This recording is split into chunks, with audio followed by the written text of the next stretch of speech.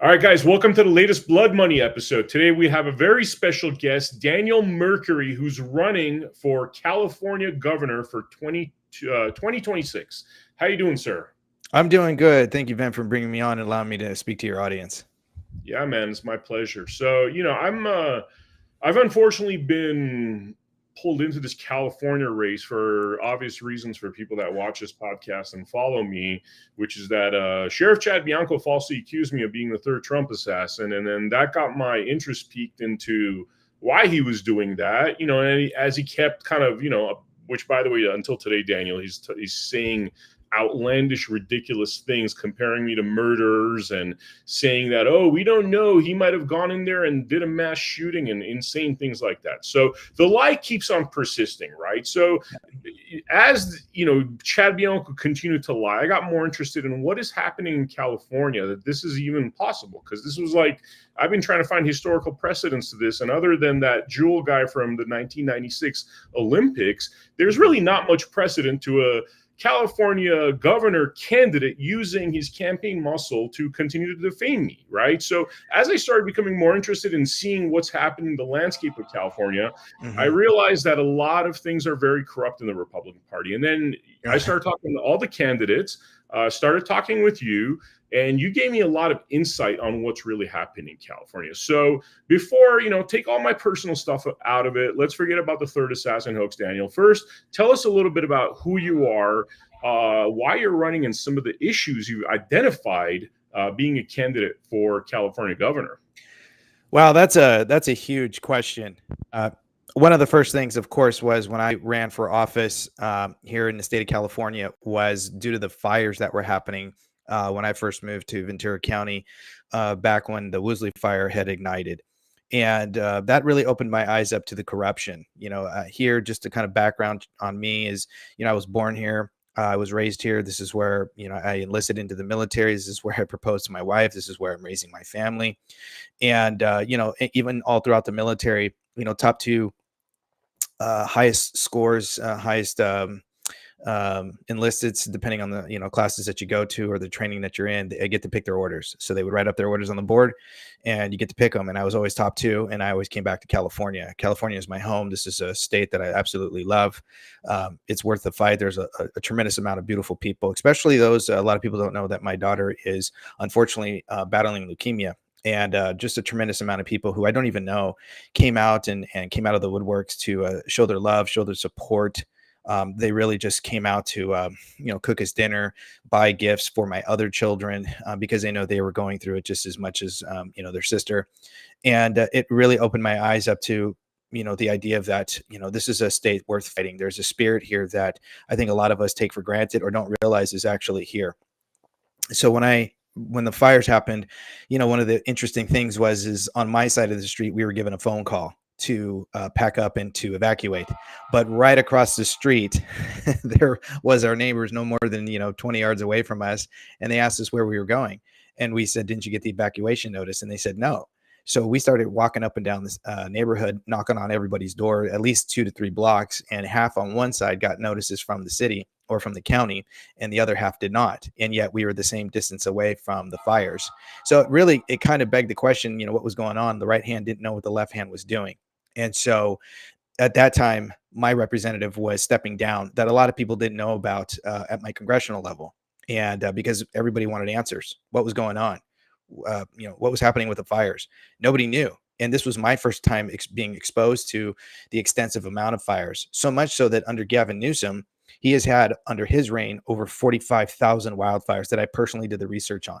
You would think that one would be enough, but I guess 45,000 and over 9 million acres of land being burned up isn't enough. And this is what a lot of people don't know. So I jumped into the race in running for Congress in the 25th district. And that is when I was heavily exposed to the corruption, how the corruption works, how corrupt government works and operates, where they hide and operate, and what it is that they do to deceive the people, and how things tie into even the party system and what they do to ensure that their establishment pick candidate sort of perpetuates the continuous problems that we see. Why I kept asking, as everybody else, why don't we see any investigations? Why aren't there any indictments? Why isn't anybody going to jail? We Could keep, I point something out there on that topic? yeah, Because please. I find people's ignorance on these topics just a huge part of the problem. Because you talk about investigations, right? All I keep Yes, hearing from California is voter fraud, voter fraud, voter fraud, right? yes. As Sheriff Chad Bianco has the power to do whatever he wants to do in terms of investigating the voter fraud. What's happened there? Because I know that's a big topic with the MAGA crowd. Was that ever investigated? What went down in terms of all that voter fraud stuff? So the information that I know and what happened to me and a number of the candidates were that when the recall had initially happened, which right after my congressional race, I jumped into the recall. During the recall, a lot of the other candidates, the conservative candidates, I don't know what happened with the Democrats, but on the Republican side, many of our names were not on the machines, the voting machines. So if you went and you wanted to select a candidate's name, our names were not in certain areas of certain counties and precincts. So unfortunately, with the way some of the rules are, is that you're designated a precinct to go in and vote if you don't have a paper ballot, right? Or a mail-in ballot.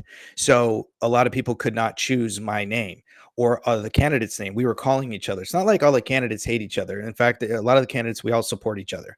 And in that instance, we were realizing that voters were being forced to vote for somebody they didn't want to. Well, that was a huge problem. And they did nothing to fix that. And there was a lot of video recordings of this. People were sending me photos. Other candidates were, calling and showing me the same thing. We were all back and forth. We were calling the SOS.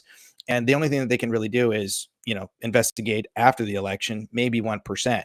So one of the things that a lot of people don't know is the sheriff has the full authority in every county because they are to investigate the machines because they are the sovereigns of the county, meaning they're the oddity to the Constitution, the state constitution. Why? They're voted in by the people. So they can't just be removed. They can't just be fired unless they've engaged in some sort of criminal misconduct, fiduciary delinquency, or a deliberate harm to someone else in some capacity, right? For every crime, there has to be an injured party. And for every injured party, there has to be a remedy. That remedy can only be decided by a trial jury under the 5th, 6th, and 7th Amendment, right? Which breaks down to the courts. So a sheriff has every capacity to take those machines and investigate them. Riverside County was actually a county I spoke to a number of the caucuses. There's 3 caucuses last time I checked, and the committee, where they had actually spoken to the sheriff of that county and said, we'd like our machines to be investigated. There was foul play. They had a little bit of evidence that forced the hand of the sheriff to perform an investigation. It is not outside a sheriff's purview to perform any kind of investigation, relevant if it appears to be somewhat on a federal level. Because they are the highest authority of that county, they have every right. It's not a privilege because they swear the oath, as everybody does, as I did in the military. You swear the oath to support and defend and uphold what? First, the Constitution. Why? Because it's the supreme law of the land. So it's irrelevant that, there are some things that people say, well, that's a federal jurisdiction. No, it's if wherever the federal government fails to perform their duties, the states take over and vice versa. That's per the 9th and 10th Amendment. See, when you know the Constitution, you understand the state constitution, you understand vested authorities. It makes it very simple where and who is dragging their feet purposely. And so I discovered that the sheriff of the Riverside County was performing investigations on the machine, fired, from what I understand, their first person that was tied to the machines to do the investigation. Didn't like what they were doing, told the caucus and a couple of members of the caucus that, there was some disagreements about how to go about the investigation. So he hired a second person, and that he would reveal the information that would transpire from those machines. When a sheriff starts to investigate the machines themselves, then the machines get tied up, and they get tied up in the court. They're given a ticket. That then forces the county to have to go back to hand counting. Why? They can't just grab another set of machines because they're contracted. And if they're contracted per that county, well, there's only 5 that are contracted per the state, and each county can only pick one and finalize the contract once they're completed. This is why Shasta was able to, get rid of the machines. It was because the contract was up. They no longer had to use it. They developed their county laws, and they said, no more, we're going back to hand counting. And so when that happens, what that does is that potentially writes the sheriff out of a job. So why would they do that? Right. So when the second person came in, from what I understand, and again, I don't have this, I can't substantiate all of this, but from what I understand from the caucuses is that he failed to continue and letting the information become public and continue the transparency so that everybody knew what was happening with the machines. It just sort of disappeared. And for me, that's sort of my investigation into, a lot of the sheriffs here in the state of California, and realizing that a lot of our sheriffs are a part of, or what a lot of people don't know of, it's called a buyout. That buyout is a way for more money to kind of come into the county. It can come in from many different directions. It can come in through, all kinds of county appropriations, a claim where counties can claim a crisis, like a homeless crisis.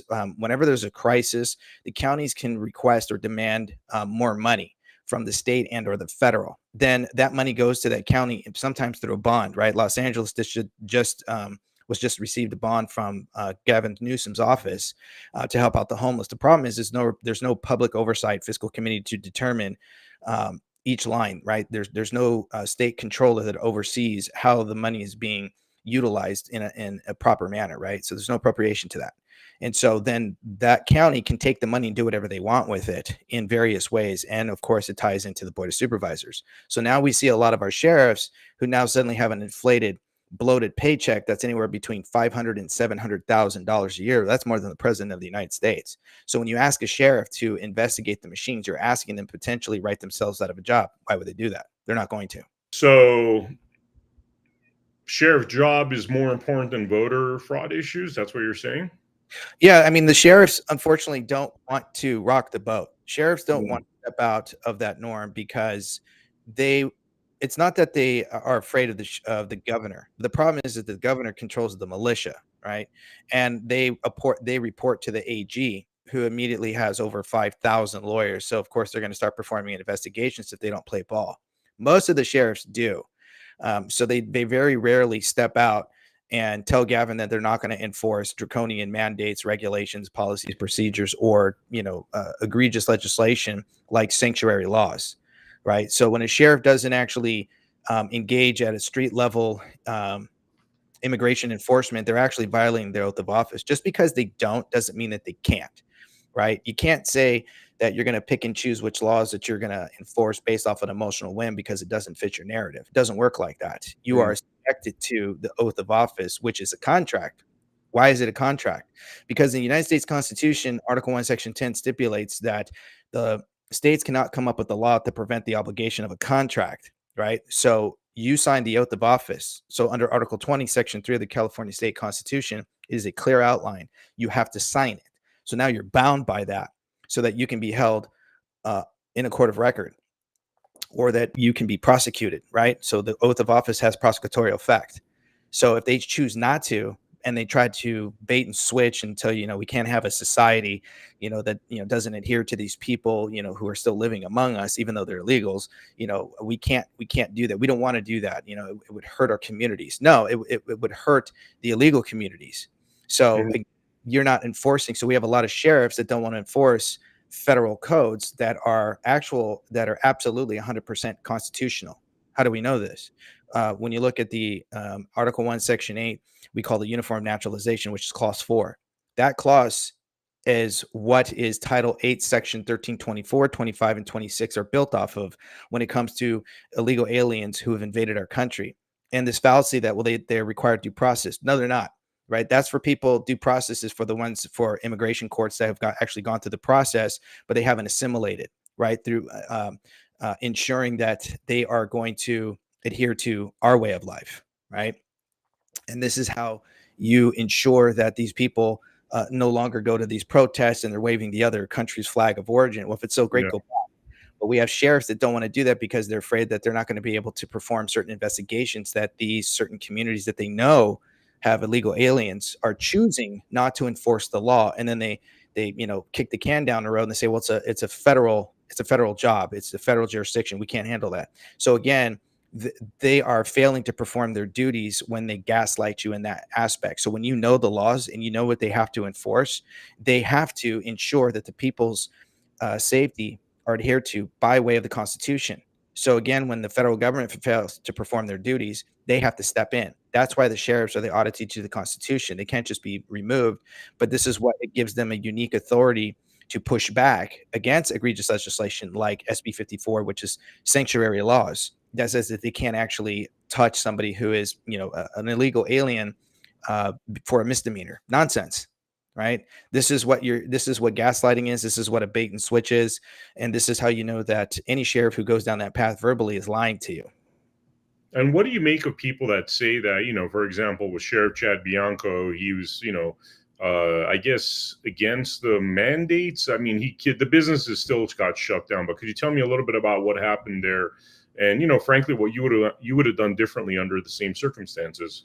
So this is simple. Again, when you look at American jurisprudence, which a lot of our representatives don't do, they don't look at all three branches of vested authorities. So when you look at the lockdowns, from what I understand, most sheriffs, including Riverside, fought to ensure that their people, their staff, didn't have to mask up and didn't have to take the jab. But they didn't do that for the rest of the people. And when you look at American jurisprudence, I think it's a 2D volume 16 and 16A, section 98 actually outlines that says that no emergency has justification or just cause to suppress the Constitution and state constitution. So what does that mean? It means that our government's responsibility was to work around the people's rights, not to infringe upon them and then change the language to change perception when they said, they didn't call it a lockdown. It was a stay-at-home safe order. Nonsense. It was your sheriff's responsibility to stand up and speak up and saying that there's no authority, especially when you look at what had already taken precedence with the Supreme Court in this sort of outlining. So when you understand that, then they have to push back when there's a controlled behavior of legislation that's crossing the table, right? It's crossing that line. So the government does not have the authority to control the behavior of the people. It does not work like that, right? There's 18 authoritative powers listed in the United States Constitution. Controlling the behavior of the people is not one of them. Telling people to mask up, controlled behavior. Closing the market, making people think that they have to get a job is controlled behavior, right? But then when you do it for when you protect one group, but you don't do for another, well, then you're clearly understanding that what's going on is egregious, but you're choosing favoritism. It doesn't work like that. So under my administration, it would have never happened. You would have still been able to continue to go to work. You would have never had to have been to mask up. Why? Because a paper cloth isn't going to stop what this supposedly, this disease or this infection, this virus that supposedly, it shut down the world's economy. And yet I was in the military. Whenever there was something that contagious, I mean, we put on that leather suit, we put on those oxygen tanks, we put on the mask, we donned everything on if it was that contagious. But a little paper silk cloth or something that came here from China to be masked up, nonsense. And then stand 6 feet apart, nonsense, right? I don't want to keep going down that path, but the problem is that you need representation that understands vested authorities and to ensure that the right of the people are secured. So when sheriffs did not step up for the people of their county, they failed their people. And when they went around ensuring that draconian mandates were suppressed, aside from their own people being protected, then they enforced draconian mandates and they violated their oath of office. They should not be in that seat any longer, including all the people who are in the board of supervisors, city councils, and mayors. Anybody who agreed to this, legislative bodies who agreed to this, violated their oath of office. Their job is to step down and remove themselves. Because again, the Declaration of Independence is very clear that people are above government at all times. How do you know this? Because it says that governments are instituted among men to perform one job, and that is to secure the rights of the people. That's it. That's their only job. So you don't get to have an excuse. And when it's already been when there's already laws and it's already been ruled and it's already been accounted for when it comes to our government and how they operate and how they're supposed to operate, they don't get to suppress the Constitution, which keeps the authority of the people above government at all times. I mean, you have a lot of different candidates running, and I've become acquainted with a lot of these individuals. I got to say, there's a couple of them that I prefer more than the others. The issue that I have across the board, though, is a lot of candidates don't seem to have this understanding of the law. That's the one thing that really stands out, including, by the way, Chad Bianco. And I think people could argue that some of the stuff he's done, again, taking out of the equation, look at the number of lawsuits against him that seem like legitimate lawsuits. I mean, they've lost $75 million worth of lawsuits and settlements already, right? So it would seem as though there's legitimate lawsuits. There's legitimate grievances against him, which would indicate that he doesn't know how to do his job very well, whether it's, he doesn't understand the law very well or doesn't understand his duties very well. I mean, why does that sort of thing happen? Why do we get people in power that don't seem to have the legal understanding that you have. Is it that your legal understanding would then require us to arrest 80% of the politicians out there? Is that why you're being swept under the rug? Yes. One of the biggest things that people say is that Daniel has a lot of knowledge, but Daniel just wants to arrest everybody. Daniel just wants people to go to prison, and he's going to shut down the government. Well, let's just take that for as a foundation of things, right? And I talked about this before, but I'm going to say it to your audience. You are the government. So you are the sovereigns, you're the kings, you're the queens of this land. The people are, right? The first contract that was created was we the people. That's the first contract with government body chosen by the people to represent the people. And therefore, we are the government. So we have a right under the Declaration of Independence to institute new guards. Why? Because when tyrannical regimes peek their heads out and they start subverting the right and the will of the people, it is the people who can remove them at the end of the day, because that's really how it works. This is how it's been designed. And this is what our forefathers laid out before us. It's just that this is information that is no longer exercised. There's a fear factor that government, unfortunately, has authority over the people, and that is not true. It is the other way around. And so when you have these law enforcement officials in their positions, they have become policy enforcers, not law enforcers. So policies, regulations, mandates, penal codes, those are designed to control the behavior of your representative, state agencies, and commercial activity, not we the people. So whenever there's a boundary that's being crossed, that's controlling the behavior, or it's impinging upon an open and fair and free market, then they have crossed the line. They have gone outside their vested authorities and outside the limitation of powers, which most of your police officers do not know. This is why I say they swear an oath, but they don't actually understand what that oath stands for. They are there to ensure policies get enforced, and they don't serve at the pleasure of the people. They serve at the pleasure of the mayor. The sheriff is the highest authority of the county.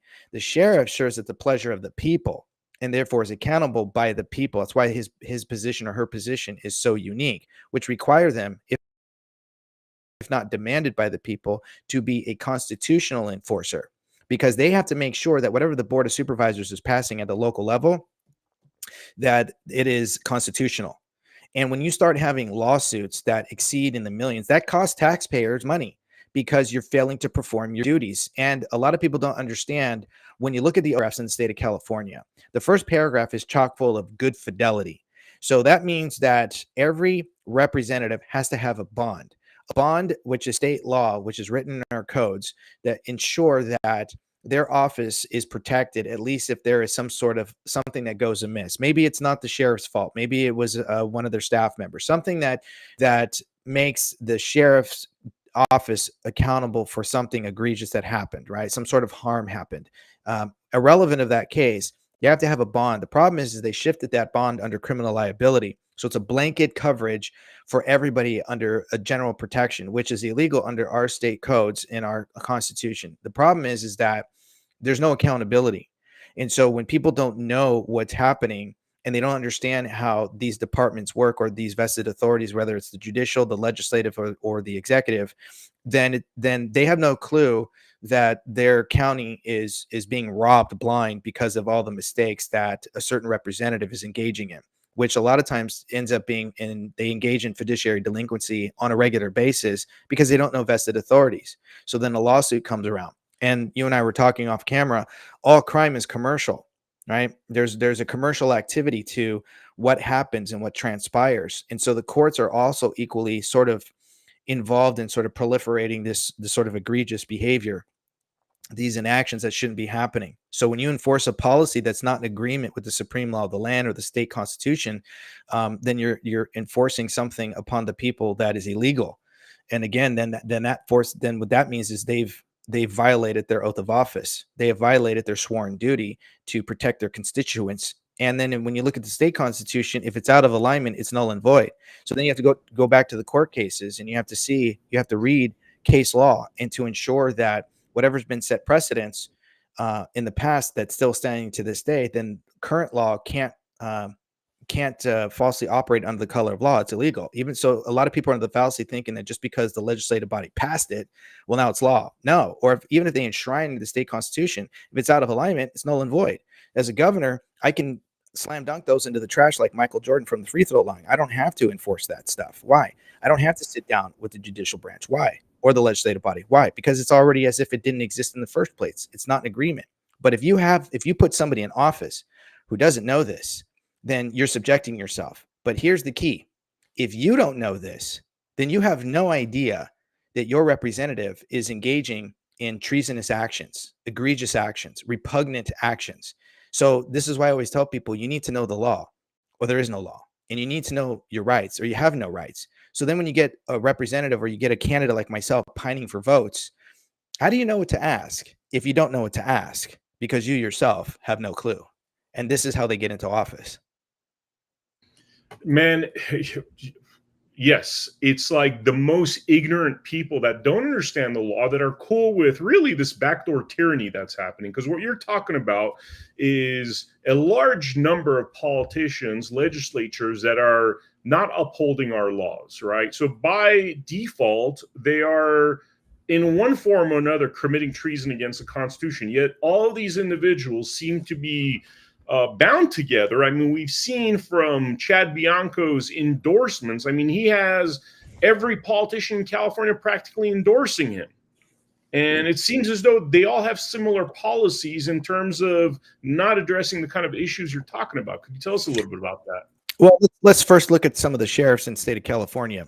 Some of the sheriffs, and I haven't done the research on all of them, but I do know that a few of them are also California bar members. You cannot be a bar member and a sheriff at the same time, right?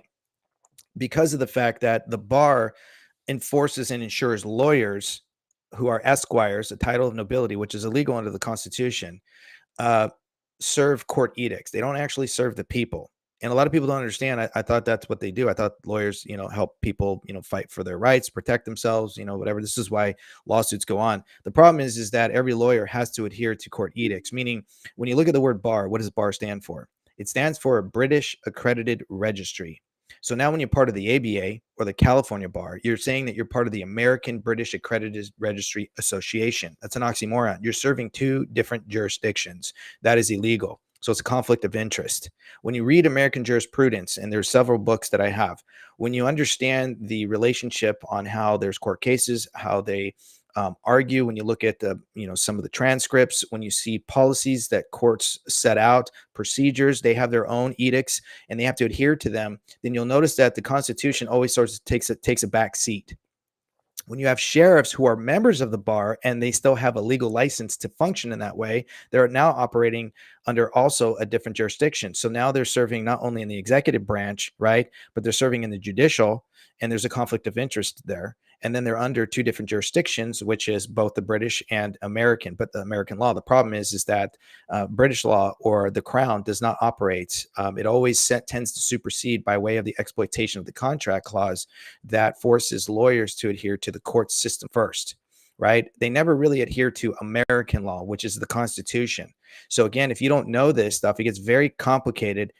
People wonder why, they go to court. Years go by and they're always trying to settle out of court, is because the court also requires to ensure that they're making their profit as well, right? There's a profit margin that has to be met for every judge, for every lawyer, for the overhead and so on. This is why I kept saying that all crime is commercial. So our sheriffs, unfortunately, are always pushing, to not rock the boat. They're pushing policies and they're always riding the line. Not all of them. We do have some good ones here in the state of California, but why are all these other people, why is the left, the Democrats, some of the Democrats, not just the Republicans, are enforcing some of these gubernatorial candidates?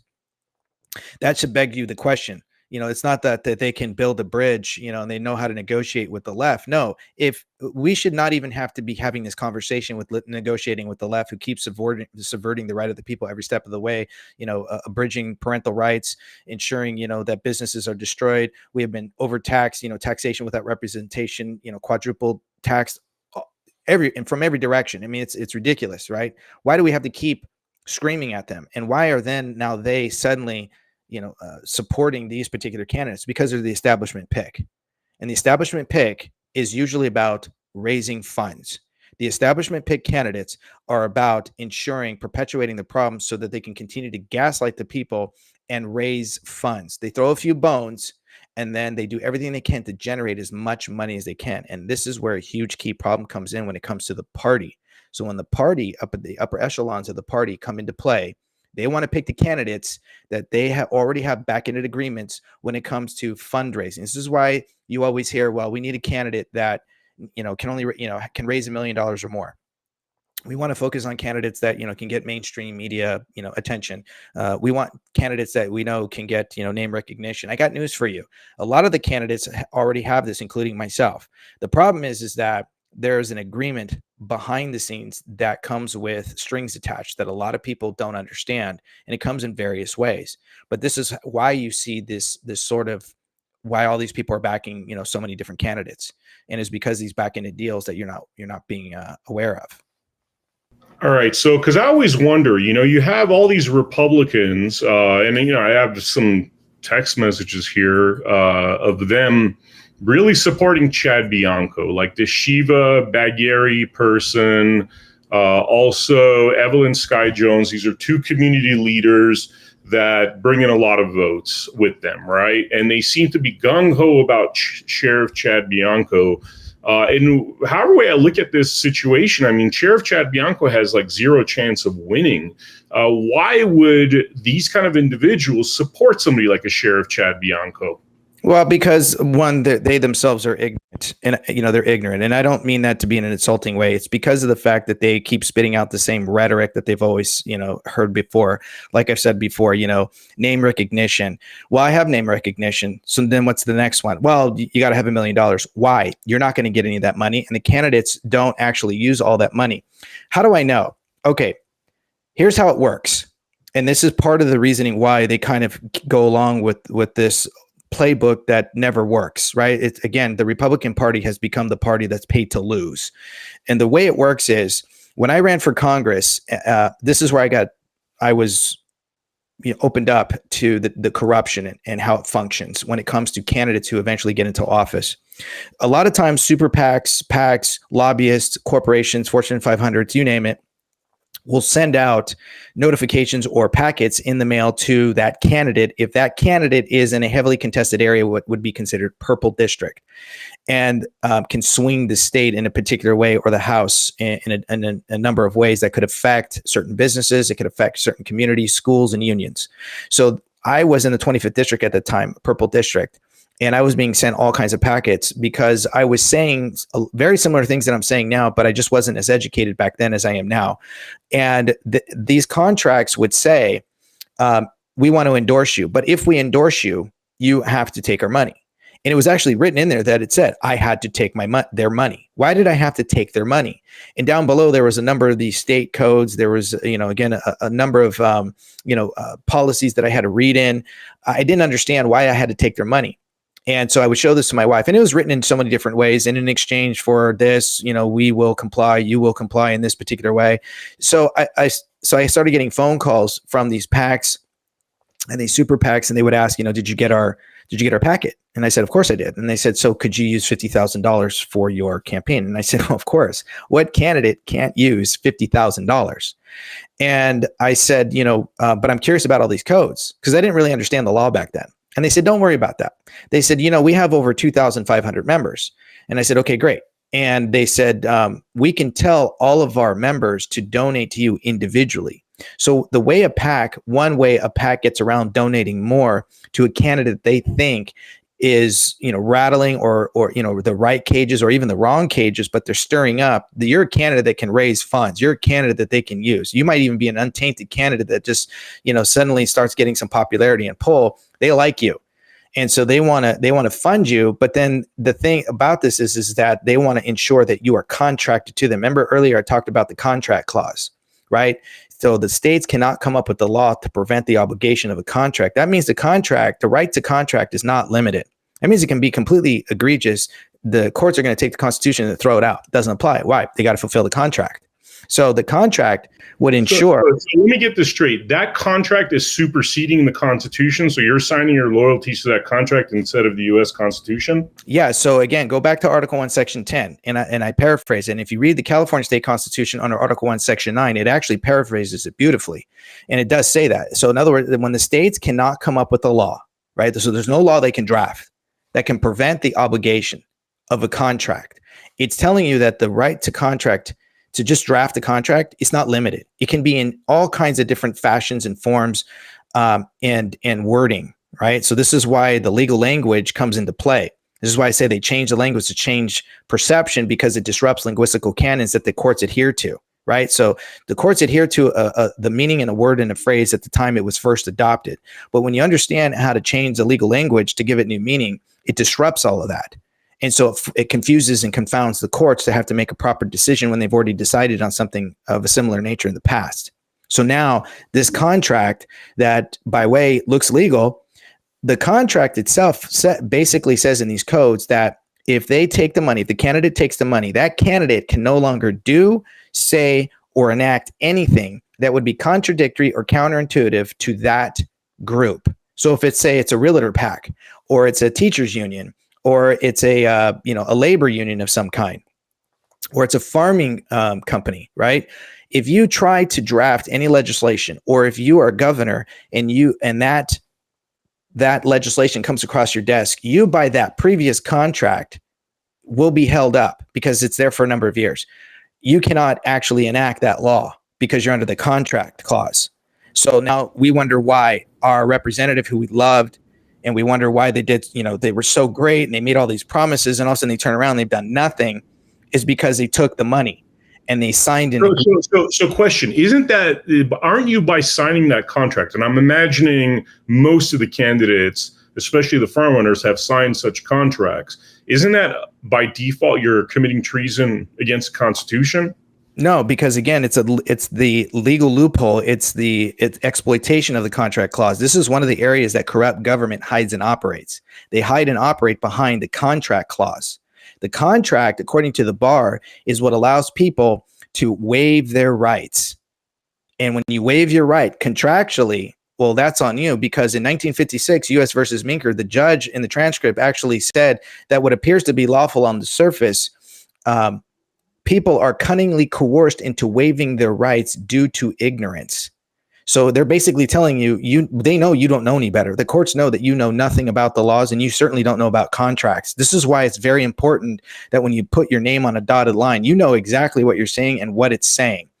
And you have to be cautious about that. And you can change contract language in there before you sign it. Like you can line item out things. You can address certain codes. You can sign it UCC 1207, which is without prejudice. What does that mean? That means when two lawyers call each other, they'll tell each other, hey, Bob, this conversation is without prejudice. Well, what does that mean? It means verbally, it's a verbal contract, right? It's an informal verbal contract that says you can't hold me liable to this. You can't use this against me. If there's any disagreement, you can't use this in court. We're just having a conversation. So now if you sign a contract like that, and the party that hands you the contract and you agree to it, but you sign it, without prejudice, that means they can never come back to you and contest it. You're saying, I'll agree to this for now, but if there's anything that changes and you try to throw it back at me, it's not going to work.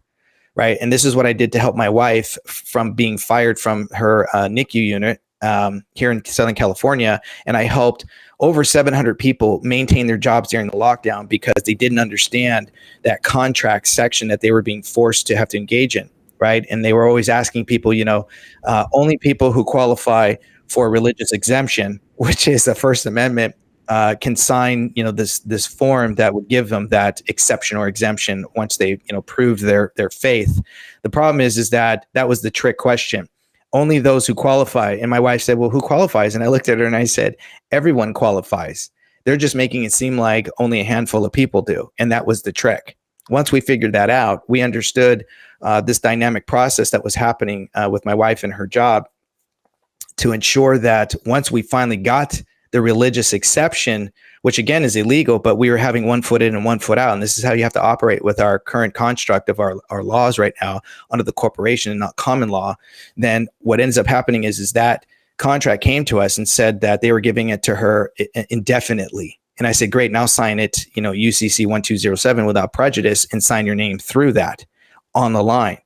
So once they took it and they filed it, it was done. Well, that's what they did. That means they can never come back and tell her, oh, there's a new pandemic. You have to take this new jab. She'll never have to do it. And there's nothing they can ever say to her to do it because they've already taken it. And now that set precedence under the contract. Now go back to the person who's running for office. When they sit there and they tell you, we'll give you this money, a lot of candidates don't know what they're signing or don't know the kind of agreements. And those agreements come in different various ways. Remember, contract, the right to contract is not limited.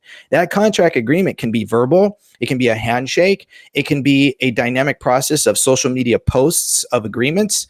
There's a lot of different ways that prove a contract without actual formality of, paper indoctrination, right? Sometimes it's just the pattern of behavior of the person that shows that there is an agreement.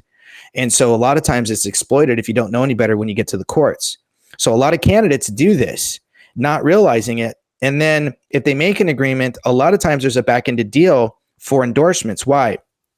So when a candidate raises, say, $1 million, that candidate cannot keep the money.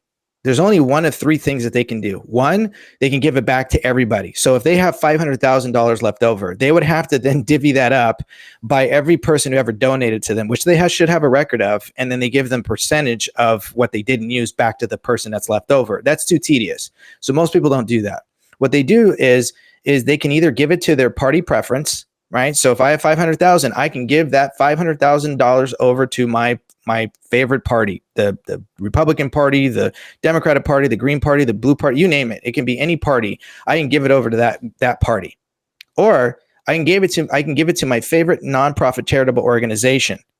But the problem with the charitable organization with these nonprofits is sometimes the party has already a list of their favorite or their favored nonprofit charitable organizations that they are associated with. And then what they do is they tell the candidate, because when I asked them about that money, they said even if they were going to give me all this money, and I said, okay, but I said, why would I want to sign this agreement? And they said, well, because we can help you keep the money. So I was like, well, should you be telling me this? And they said, no, it's perfectly legal. So the way that works is then that charitable nonprofit organization that you choose that's tied to, say, a party member, somebody who's up at the upper echelon, say the chair, and they have a list of who they want you to choose, you can then take that money, you can give it over to that charitable organization, put yourself on as an advisory member, and under the contract, they can make an agreement. I'm giving you $500,000. You, as the charitable organization, can keep $100,000 to $150,000, but you're going to pay me as an advisory member the remaining money back quarterly. Perfectly legal. And this is why we get a lot of candidates like John Cox. A lot of people know about John Cox. He'll come in and out. He's what's called a perennial candidate. A perennial candidate is a candidate who can raise a lot of money or is notorious for fundraising. And then they raise a bunch of money and then they disappear in the void, but they never get elected, right? You see candidates that run, it's important to be able to run more than once. You should, because sometimes you got to build up your name. You've got to get familiar with the environment. You got to kind of understand the landscape. That's understandable when you see a candidate maybe, 1 to 4 or 5 times. After that, if they haven't won, most candidates bow out. But John Cox is I'm almost 50 years old, and John Cox has been running since before I was born. And so he keeps coming in, never wins, but raises millions of dollars, and then he disappears into the void, or he state hops into another state and he tries to run there. And so then what happens to that money? Again, that money goes to an organization. He gets a huge profit of it. Why? Because he's the one who did all the work, or the majority of the work, or he was the icon of the figure of people donating to, right? He was the face of it all. So of course he's going to get the majority of the money. So then what happens is a lot of the parties up at the upper echelons will make a back-ended agreement that if that candidate raises so much money, the candidate's going to donate that money back over to the party. So it goes to the GOP as a whole, and or the state GOP if you're on the Republican side, or the DNC if you're on the Democratic side. So then a lot of candidates you'll sometimes see will give a public endorsement for somebody who's maybe going to run for the chair, or somebody who is going to be whatever the treasurer for the party for the state, right? Whatever it is, sometimes candidates will give an endorsement over, and then they're raising all this money, and then all of a sudden they end up getting the endorsement from the party. Well, how'd that happen? Because again, they gave over money. If you look at Dolly, Dolly's wife donated, Senator Dolly, who ran in the 2022, he made it to the general. His wife, they have a record of showing that they've donated to the party on average $5,000 a year. But when he ran for governor, they gave almost $45,000. And then 2 days later, he got the nomination. Well, how'd that happen? Right? It's a pay for play. And this is how pay for play. And this is how a lot of candidates will throw bones. They'll speak in generalities. They'll say stuff that you already know. Gavin Newsom is a problem. Gavin this, Gavin that, right? They don't Chad Bianco is a perfect example of this. He keeps talking about, Gavin's this, Gavin's that. Well, Gavin's not running, first of all. Second of all, a lot of the things he talks about doing, he could do as sheriff. That's exactly it. And a lot of people don't realize that, again, this is just another stepping stone to somebody's, political career. And we keep we keep talking about career politicians, but every time you put a new career politician in a new position, you're just proliferating and extending that life of career politicians who eventually just get warped or eventually just turn their backs on the constituents because, well, they're making their own money. This is why, we always wonder, well, gosh, how is it that somebody who goes in at the assembly level, they only make roughly 115, 125 a year, and then they come out a millionaire? How'd that happen? It's because of the back-ended deals that happen tied to legislation that then give them inside trading to whatever corporation or lobbyist. These lobbyists are not coming in expressing redress of grievances to the corporation that they're representing. They're coming in with emoluments. What is an emolument? Emolument is gift giving. Well, how do they do that? They do that by saying, hey, we're going to contribute to your next election cycle. So assembly members run every 2 years, right? And states longer. So this is how they keep perpetuating the problem. And then you have somebody who goes from, and we hear the nonsense from these individuals, these ignorance, where they say, well, you should run for, local first, then you should work your way up. Why? Why should I do that? Well, you should, develop a rapport. You should build up your experience. Why? That's not written in the Constitution. A lot of people ask me, are you qualified? And I look at the Constitution, it basically says in the rules here in the state of California, right? I got to be over 25. I have to live in the state for 5 years. I can't be a felon. I qualify, right? That's how that works. They're talking about accolades. If our forefathers wanted you to have accolades, they would have put that in the Constitution, but they didn't. Our forefathers. Also very important to remind people here, we had an original 13th Amendment, which was all about leaving esquires out of the Congress, which frankly is probably the reason why we have so many problems, because you have two branches of government controlled by lawyers and judicial industrial complex where there's no, checks and balances. So that seems to be the inherent problem that we need to deal with. Yes. So again, going back to that, when you talked about the 13th Amendment, the current 13th Amendment that we have right now actually used to be the 14th Amendment. And then, of course, it got shifted over to the 13th, and then they introduced the current 14th Amendment, which actually is more egregious than people think. And the original 13th Amendment did not allow for titles of nobility, which we just talked about, which is esquires, right? Because that's a title of nobility. And the 13th Amendment that we have right now basically says that, the government doesn't have the right to force you into involuntary slavery. But you also have to pay attention to what didn't it say, that you could volunteer yourself, right? So as much as what is said, you also have to pay attention to what is not said. So how do you volunteer yourself into slavery? Right. When we think slavery, we think, chains, whips, out long fields, picking crops or whatever. Right. No. You can enslave yourself contractually. So that contract forces the people by way of legislation to meet on a profit margin, which is why you never want to run the state like a business.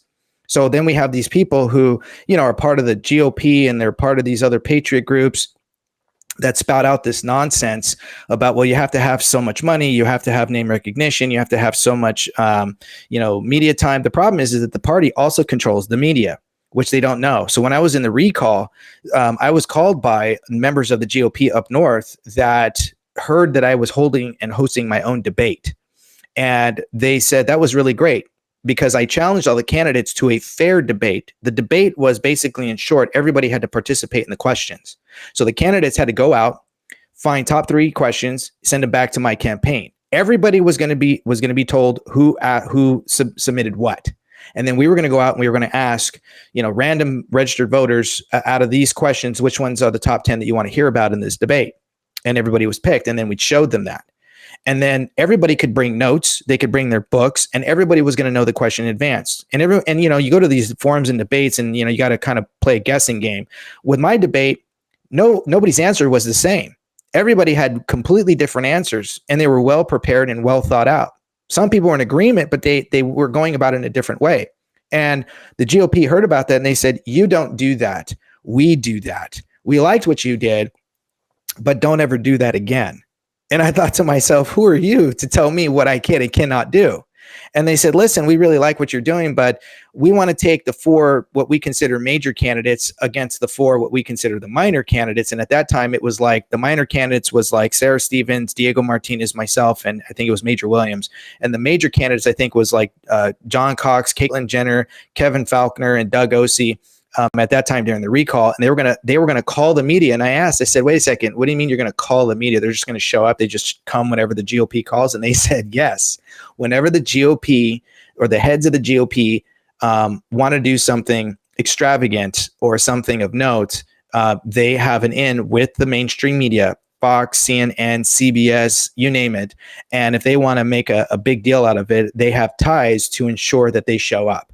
So this is why you only see top 2 candidates, or what they consider top 2, or only 2 candidates that are supposedly running, but nobody else. The reason why that is because the Republican feels like that this is the perfect opportunity to have 2 Republicans at the top 2 seats, because it's a jungle primary here, right? Top 2, doesn't matter if it's 2 independents, 2 Democrats, or 2 Republicans.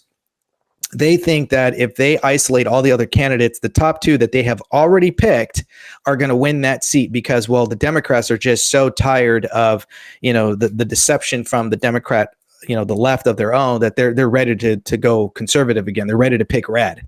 And the problem with that, though, is that the people that the Republican sides are choosing are nothing more than just robbing Peter to pay Paul. And when you dig into these candidates, you'll see that they have more baggage than we need.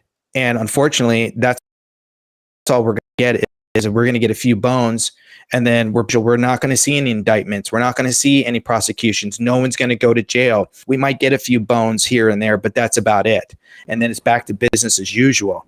And this is why it's so important is, yeah, I'm a registered Republican. I'm a conservative, but I am America first. I am California first.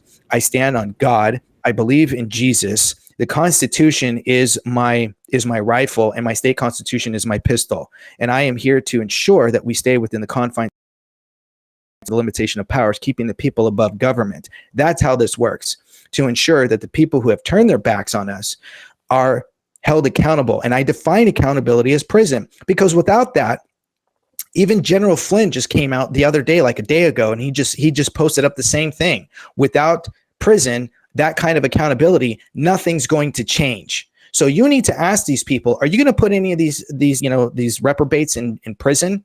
And I guarantee you that the mainstream media's establishment picks for the conservative side aren't going to say yes. They're not going to do that. They're going to say, well, I want to break bread with them. I want to shake hands with them. I want to negotiate.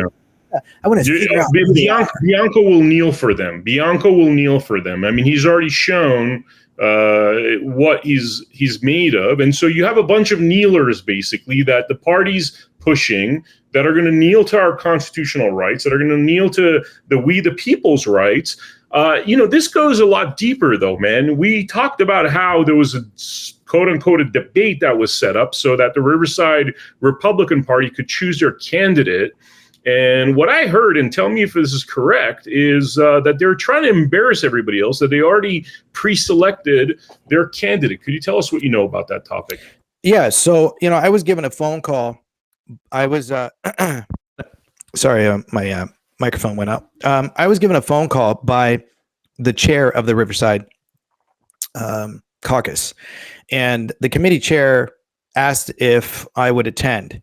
Well, that question came along with a questionnaire and an email to a number of candidates, and they had only sent it out to about 8 candidates.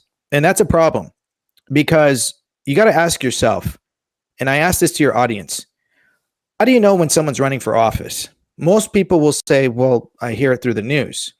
Then you're the reasoning why we're here in the first place, because you need to know when election cycles are happening on your own. And then you need to know where to find those candidates and who have submitted their candidate statement. And that is by way of the Secretary of State's website under candidates filing statements. Then you get to see everyone's name who's declared that they're going to run for whatever office, lieutenant governor, secretary of state, assembly, and so on. And then you'll see a plethora of names. That's where you start your research. You don't wait for the party and you don't wait for the mainstream media. You do your own critical thinking.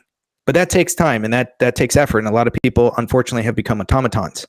But back to the Riverside Caucus called my campaign and sent me that letter. And I told them I wasn't going to do it. I wrote back in a very professional manner. And I just said, listen, this is a group that I don't care to address. I've already spoken to the Riverside Caucus at least 3 times. I put on a PowerPoint presentation twice. And when I came back a second time, they actually stopped me in the middle of my presentation because they were offended by the truth. And one of the questions that I had asked was, there's a bunch of new members. I actually have a video of this too. By the way, you know what we call that now? There's a new term for the right that's offended by the truth. It's called the woke right.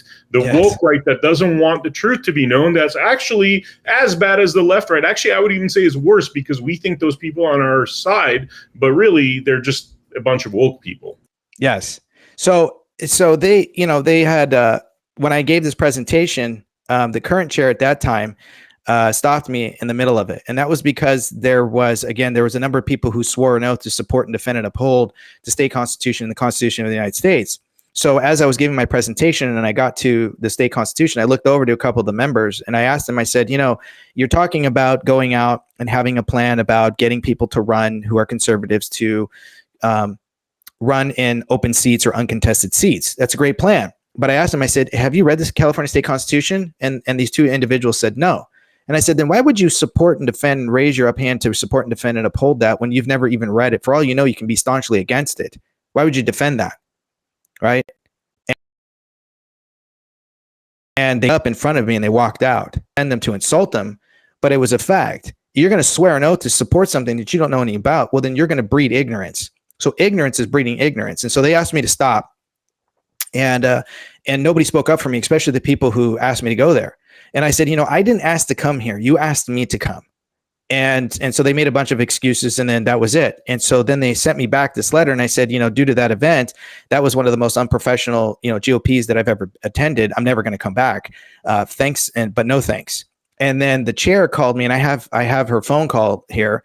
And she had said, she was like, please, I would like to speak to Daniel Mercuri. Is there any way that we can, get him to reconsider to show up? So I had my PR campaign manager call her and they had a lengthy conversation for about 30, 40 minutes. And my PR manager wrote down about 4 pages of notes of groveling to get Daniel to show up. And they didn't realize that I already had 2 of their members call me and said, don't show up. They've already chosen behind closed doors, Chad Bianco. And I said, okay, well, then they've chosen their candidate. God bless them.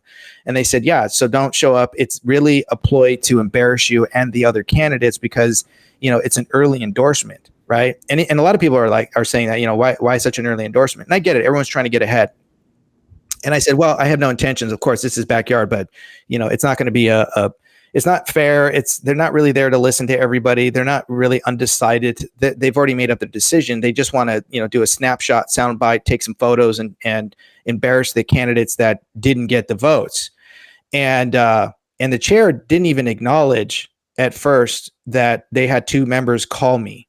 And then right after that conversation, I had a 3rd member call me and tell me that they had heard, about me being notified. And they said, it's absolutely true. They were also in that meeting when they had already privately chosen their candidate.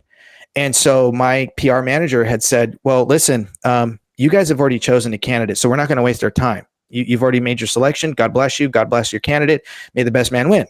And they said, and she said, no, we're going to welcome Daniel with open arms. We're so sorry this happened. We have not publicly chosen a candidate. And my PR manager said, we didn't say public. We said that you've already done it behind closed doors.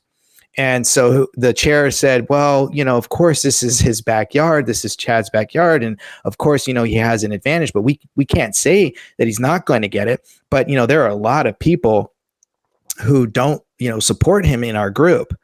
And so, they just said, please consider, we would love to have him here. And one of the other members is a candidate who's also part of the Riverside Caucus.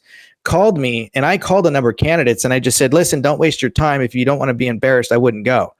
It's just a courtesy call. I don't support being, shotgunned, interviewed. I don't support, being embarrassed. It's unprofessional. And this is what's happening among the GOPs and in different areas of the state. And I get phone calls because I've been at this for years. I have started since 2019 till now. So I have been all over the state. I have been to over 230 some odd cities. I've been all 58 counties. I have spoken to countless, and this is what a lot of people think, Daniel's, playing catch up to them. No, they're catching up to me. This is why I get phone calls from multiple groups. There's always somebody in some group that knows who I am. And so that member, who's also a candidate, called me and he said, hey, thanks for the heads up, but you were absolutely right. 100%. It was a trap. So much so that it was a vote, 38-2, in favor of Chad Bianco. And they said that it was interesting that they had to mention Daniel's name. They said that, and because Daniel Mercuri did not show up, he declined to participate. We are giving him a no vote and a 0 vote. And it was just like this whole spiel about how, they felt against me because I didn't participate. But that's what they wanted. They wanted me to show up so that they could rub it in my face and other candidates that they didn't support me. And I didn't give them the opportunity to. Let me ask you on that topic. I mean, you have a lot of dirty tricks, You have somebody that's being accused of being a very dishonest person in terms of Chad Bianco. I mean, that's been all over social media. There's been a lot of podcasts about it. And then you have this level of dishonesty on top of it by his supporters. I mean, that just sounds all kinds of wrong, what's happening there. Well, listen, even if Chad doesn't have a rap sheet, let's just go with that. Right? And you look at him taking a knee. As a veteran, I never once ever took a knee in solidarity with the Taliban, with a jihad on any level. When you swear an oath and you're in part of the executive branch, as I was as a military service member, part of the job requires your life for you to give up your life. Part of your job is to ensure that the sanctity of your community stays safe and protected, but you never give in to the enemy. And when you do that, you violate your oath of office. That's why you swear that oath. You don't kneel in solidarity to any antithesis or antithetical group, which is BLM. BLM, right up on their website, says we are a Marxist group. That is antithetical to the Constitution. It is the antithesis to what we fight for. And when you succumb to that, you violated your oath. But he has to take to his grave. He has to take to his grave that he was praying. That is the only excuse that he can give that makes sense in any respect, but it doesn't visually align because we know that that's BS. There was no bowing of the head. There was no joining of hands. There was no moment of actual prayer going on, especially when other members took a knee before him. And you see them screaming, take a knee. And the argument that I hear that's just nonsense is, well, he did everything he could to, try to keep his town safe from burning down. He still had areas that were burnt. He still had areas that were mobbed and robbed. And, there were still areas that were people who were injured. There was plenty of collateral damage. And yet at the same time, that is a horrible excuse. How would you feel if any of our military members took a knee with the jihads that want to burn our country down, but they stood down maybe a little bit for that time being, but they're still active to this day? And we took a knee in front of them. You'd rather be rolling in the grave. You would just be disheartened. So it's a lie that has to be taken. So I don't respect him as a candidate. I would never vote for him, even if I wasn't running. And it has nothing to do with the fact that, I know him personally. Is I tell a lot of people I was a hair's breadth away of actually supporting him and was going to bow out of this in the early stages when I was talking to the Riverside Caucus. A lot of them wanted me to talk to him and Bill Asaley at the time. And I was just going around just to try to wake up the people of the state of California on my own dime. Every month, 1 to 3 times a month, I had an event. And I wasn't even, the race wasn't even hard hitting as it is now. But the more I started looking into him, the more I started realizing I can't let somebody like him be in office either, not at least fighting against that, or at least presenting me as a possible choice. And that's what all candidates are doing. When people say, oh, you're going to split up the vote. No, you're going to split up the vote. Your job is to do proper research and not to get to the old playbook that doesn't work. It's the same playbook we use time in and time again, and it never seems to work. We are on the losing end. Yeah, but it's purposeful. I want to throw out a few other things here that I've realized. We have this epidemic of not only the legislature taking away parental rights, especially in places like California and Colorado, where you could pretty much brainwash a child into thinking they're born in the wrong body, put them on hormones, do all that stuff without parental consent. And really, there's no such thing as parental rights. And then I look at somebody again like Chad Bianco. I notice his brother's a CPS judge. I notice that he's been accused of kidnapping children, taking them away from their biological parents. And I'm like, why aren't you investigating the corrupt family law industry that we all know is corrupt, that we all know is flawed? I don't know if anybody in America right now knows at least a father that hasn't been alienated from their children. I mean, it's an epidemic. But then none of that stuff is addressed by the people in power.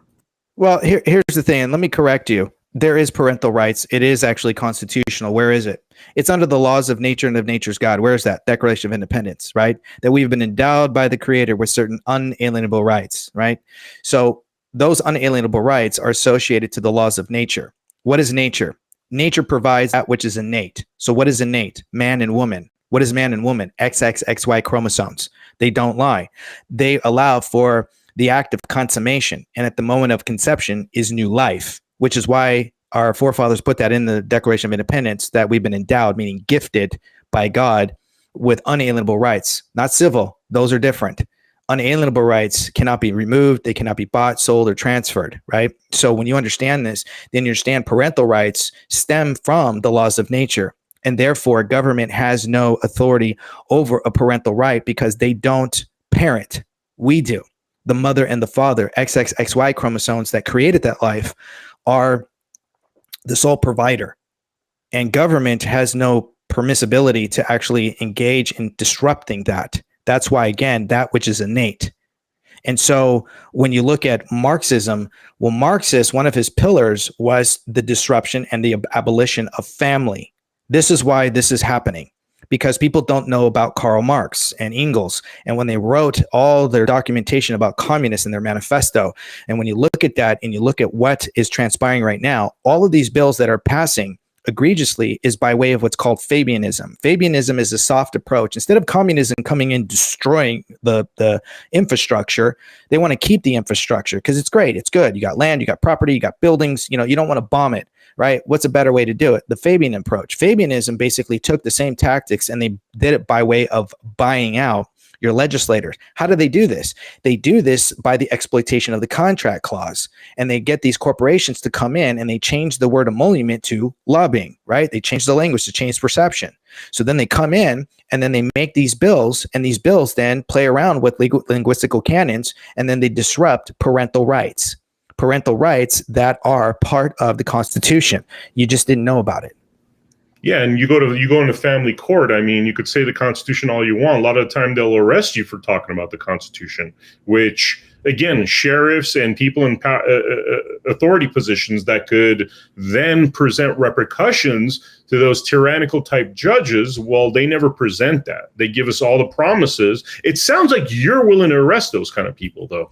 Because I can. If you put me in office, I can legally, lawfully, constitutionally. There's so many areas that I now see that what these judges are doing, these lawfare judges who are engaging in activism, are stepping outside their vested authorities. They have to adhere. And everybody thinks that judges are nonpartisan. That's not true. They're not. They are partisan. Who are they partisan to? They are partisan to the Constitution. Why? Because they have to swear an oath and sign the contract as well. But again, remember, who were they in agreement with first? The American bar. Who's the bar? The British Accredited Registry. So they're under court edicts that are tied to the crown. So they have to play a very, very fine line of a position of nonpartisan, which is why a lot of lawyers who pine to vote to get somebody's vote to be a judge, they don't really have anything listed on their sites. Why? Because they can't show partisanship. So they have to remain neutral. So it's just their name and maybe how long they've run and the endorsements that they get, and that's about it. but you really don't have any insight into them. In fact, I know this for a fact because when I was up at Bear during the 2022, there was somebody who was running for a judgeship, and he could not answer. He could only say, I can neither confirm nor deny. And at first, everybody thought that was super funny. But then it started getting irritating because people wanted to know his stances as a judge and what he was going to enforce and how he felt about particular certain issues, or what he would do, knowing his, the laws the way they think that they know lawyers know. The problem is lawyers don't know the law. They know tort. They know contract, non-contractual crime.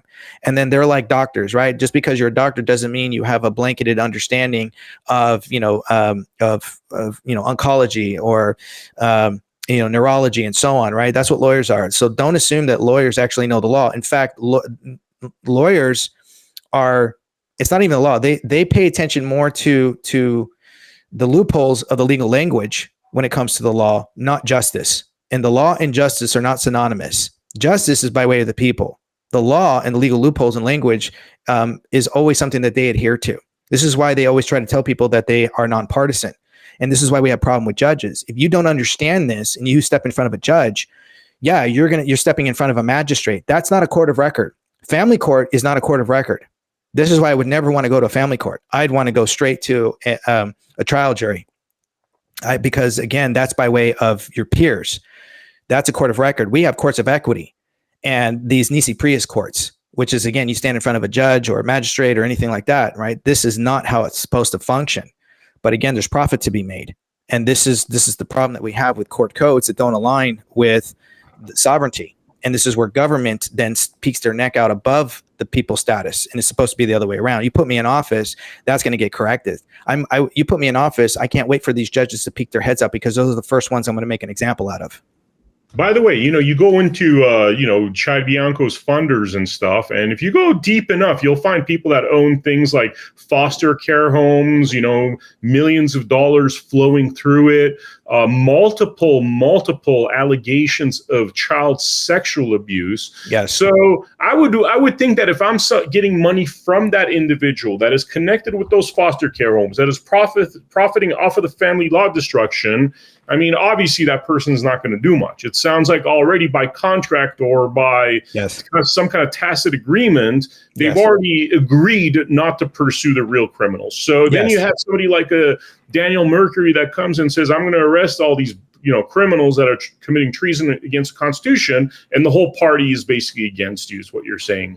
That's exactly it. They do not want that because it solves the problems. When you solve the problems, there's no more money to be made. There's no profit to be made. This is why they perpetuate the homelessness. This is why they allow for open borders, because, child sex trafficking is $127 billion a year industry, that people don't want to address. And this is something that when you notice these sorts of accords that are going on behind the scenes and who's making the donations, this is why you got to be very careful. Are they grassroots donations? Then you got to be careful. This is why a lot of people say, well, you need all this money. No, you don't. I have been traveling up and down the state of California on my own dime. How do I get all this information from people that are down south, up north, and Midwest? That is because of the fact that I've made my presence known off of my own dime. I've shown the people that I know how to handle, I know how to budget, and I know how to ensure how to starve the government and feed the people to ensure that they are not meeting a profit margin or having to incur a debt that the following generation has to pay. But when you say, well, you need millions, no, you don't. You have no idea what you're talking about. There are so many other facets and ways that also the people can participate. But when you look at who's donating and you see how it's all tied to, and you see that there's corruption going on, why would you continue to still support that person? And that is because most people have already put all their eggs in one basket and they refuse to admit that they were wrong. Or they want to win so desperately on the Republican ticket that they feel like, well, it's better to go purple than it is to just go fully red and conservative like somebody like me. So we've got to vote the lesser of two evils, and we can kind of work our way, up to that position. And you wonder why we got here in the first place? It's because of that thinking. And is that mentality that everybody has been, prone to, that they become automatons to, right? Everybody loves the things that I say, but it scares them. And so they're in fear of it because they're afraid that they're going to lose their decadence. So they go with the candidate that they know is hugely corrupt, has major red flags.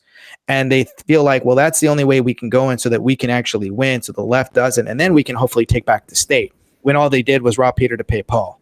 Yeah, when you talk about decadence, by the way, I really have to read this, and I'm not trying to throw anybody under the bus, but these are actual leaders that are responding to my campaign against Chad Bianco, right? So this Evelyn Sky Jones, the reason I mentioned this is because you mentioned the word decadence, and what I've noticed in all political realms, definitely in our MAGA movement, there's a lot of social climbers trying to pretend that they're MAGA. So I heard lots about you from individuals in Vegas. You are struggling and have no money. She's saying this about me. I don't know who is paying you to disrupt Bianco's campaign.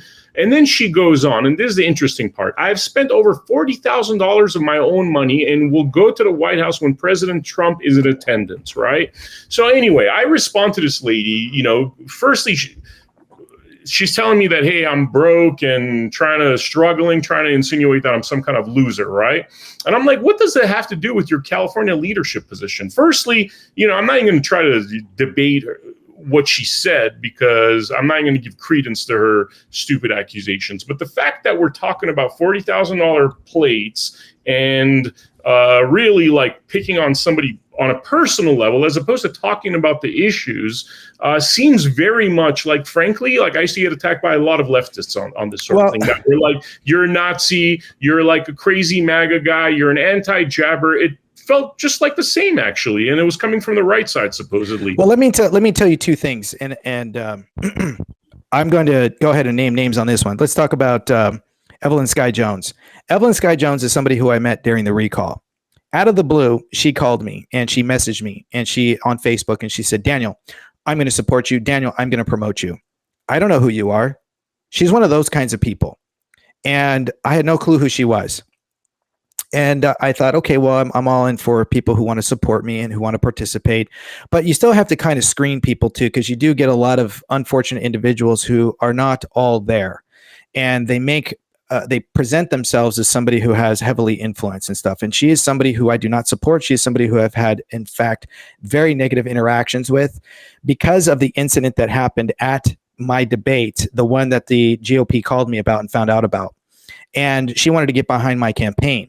But it started getting very hectic, and she started just kind of getting into this mentality of things that weren't adding up. She wanted to participate in a way that wasn't congruent with my campaign. She was saying things that weren't necessarily adding up as to, the GOP and her membership and the kind of authority that she had, and all this sort of nonsense that it really made it seem like she was a crazy person.